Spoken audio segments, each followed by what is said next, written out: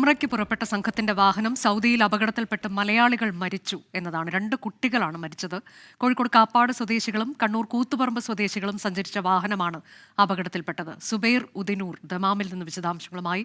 സുബൈർ, കൂടുതൽ വിശദാംശങ്ങൾ ലഭിച്ചോ? അനുജ, തീർച്ചയായിട്ടും ഇന്ന് പെരുന്നാൾ ദിവസമാണ്. ഇന്നത്തെ പുലരിയിലാണ്, ഇന്നത്തെ ഈ സമയത്താണ് നമുക്കിവിടെ ദുഃഖകരമായ വാർത്ത നമ്മുടെ തേടിയെത്തുന്നത്. എന്തായാലും ഒമാനിൽ നിന്നും ഉംറയ്ക്ക് പുറപ്പെട്ട മലയാളി കുടുംബങ്ങൾ സഞ്ചരിച്ച വാഹനമാണ് സൗദിയിൽ അപകടത്തിൽപ്പെട്ടത്. ഒമാൻ സൗദി അതിർത്തി പ്രദേശമായ ബത്തയിൽ വെച്ചാണ് അപകടമുണ്ടായിരിക്കുന്നത്. കണ്ണൂർ കൂത്തുപറമ്പ് അതുപോലെ തന്നെ കോഴിക്കോട് കാപ്പാട് സ്വദേശികൾ സഞ്ചരിച്ച വാഹനമാണ് അപകടത്തിൽപ്പെട്ടത്.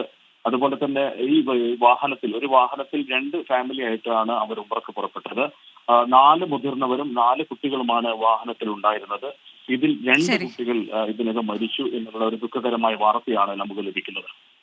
സൗദിയിൽ വാഹനാപകടത്തിൽ 2 കുട്ടികൾ മരിച്ചു, 2 മലയാളികളാണ് മരണമടഞ്ഞത് എന്നുള്ളതാണ്. ഒമാനിൽ ഉംറയ്ക്ക് പുറപ്പെട്ട സംഘത്തിന്റെ വാഹനമാണ് അപകടത്തിൽപ്പെട്ടത്.